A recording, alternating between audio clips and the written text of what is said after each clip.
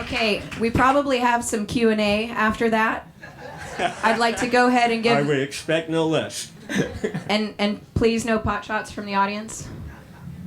I'm going to go ahead and ask Jim if you can go up to the front with Bill to assist with some Q&A, as we already have a line. I am going to also remind our commenters to please keep their comments to just a few seconds and their questions to 30.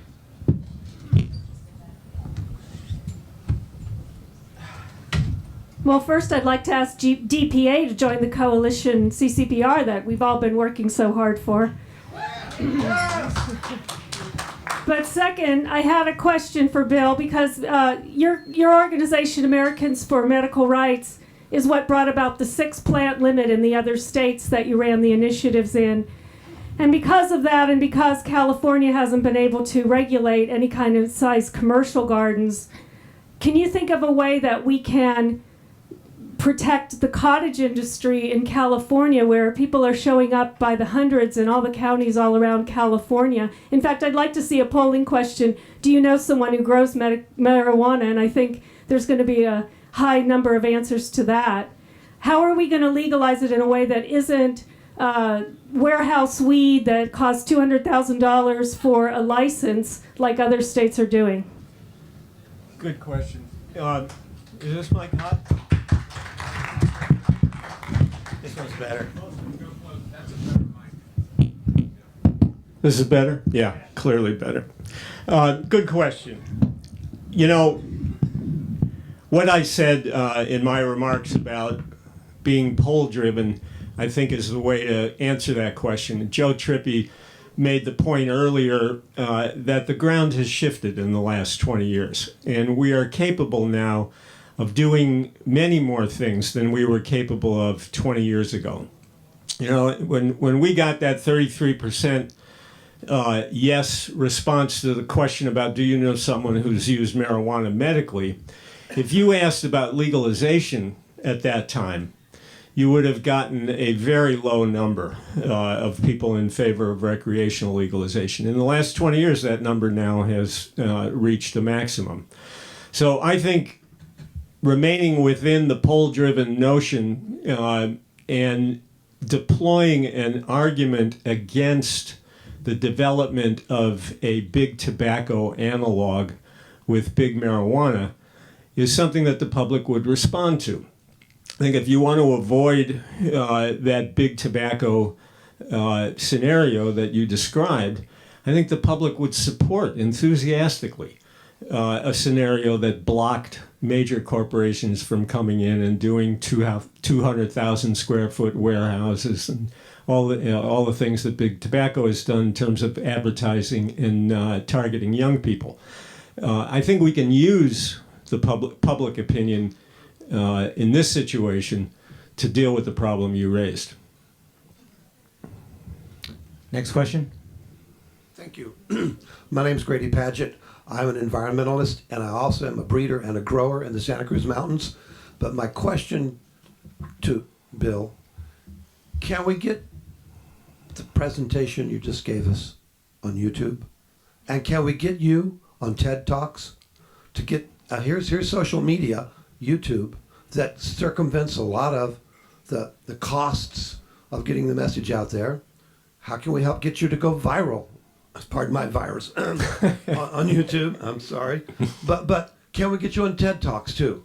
Because you presented it succinctly and understandably in such a way that 1/3 you're talking to, maybe we can reach 1/3 of those through TED Talks. Maybe we can reach 1/3 of those through YouTube and other social media. Thank you, sir, very much. Well, I think it's an excellent suggestion, and that we have not utilized YouTube and, to my knowledge, the TED Talks to the extent that we could and should.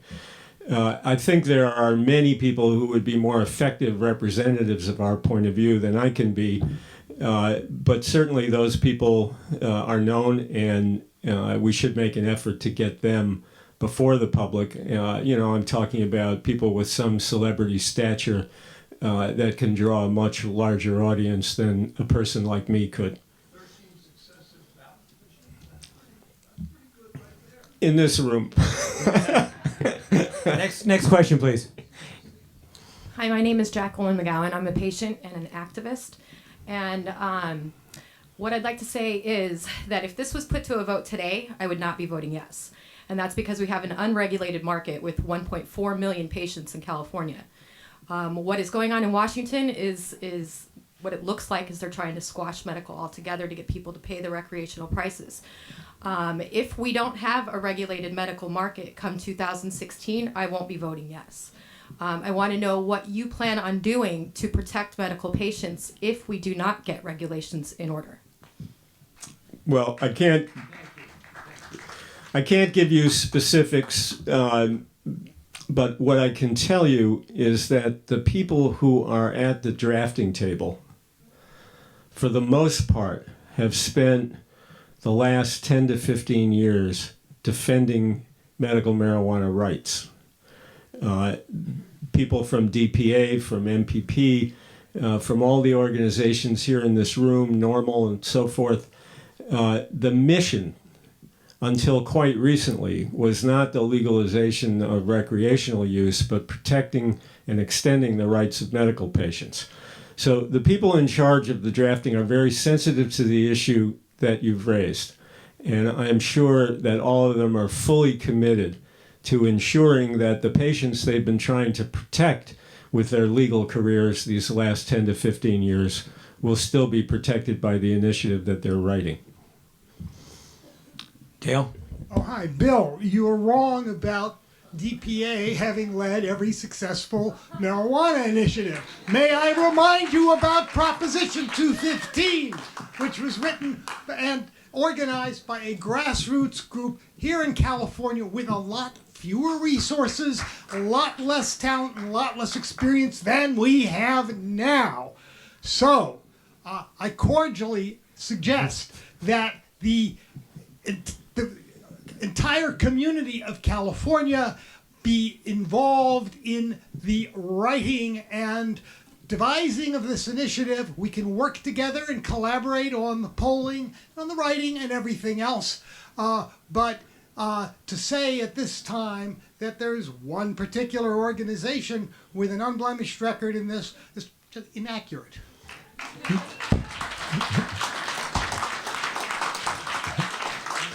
All right, Dale, I'm going to come right back at you. No question, you're right about how Prop 215 got off the ground. It was definitely a grassroots effort. It was written by grassroots people here in the Bay Area, and the first campaigning done on its behalf was certainly conducted by what could be described as a grassroots coalition. However, that coalition was unable to qualify the initiative for the ballot.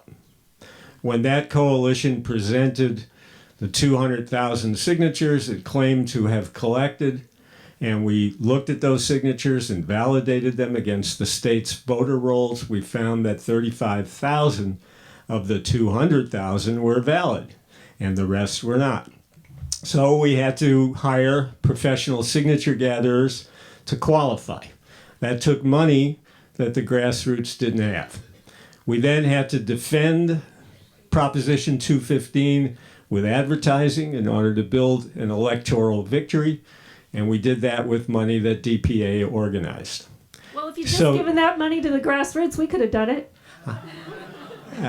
I don't think there are more than two people in the room that believe that. But to finish what I was saying, the recommendation that I made that DPA lead the campaign was not a recommendation that DPA is the only organization playing a role in the campaign. Everything, for example, that Joe described earlier about the grassroots effort that's being organized by CCPR fits very tightly into the kind of campaign that I'm anticipating. That campaign can benefit enormously from the use of social media, from an organized grassroots army ready to work on its behalf, from television advertising that defends and advances its initiative. All of those pieces have to fit together. Somebody has to manage it. Somebody has to make the decisions about when we hold a press conference, how we respond to an opposition argument. There are day-to-day activities in a campaign that require management. I'm arguing that DPA is the most qualified organization to manage that effort. I am not arguing that DPA exclude from the campaign or not take seriously the input of all the organizations that you're describing. We have the opportunity now to run a campaign in which we do exactly what you just described. We should all be polling collectively. We should all be drafting collectively. We should be making decisions at a round table, if you will, or some kind of committee representing the different organizations and points of view, so that we can go together unified. If we don't start unifying now, we're not going to be unified later, in the same way that if we don't start organizing that grassroots army now, we're not going to have it later. So I think that we've got to overcome these past differences that we've had, and we've got to find a way to work together. And we will not escape, if we do find that way of working together, we will not escape the problem of picking a leader. A political campaign cannot be run by committee.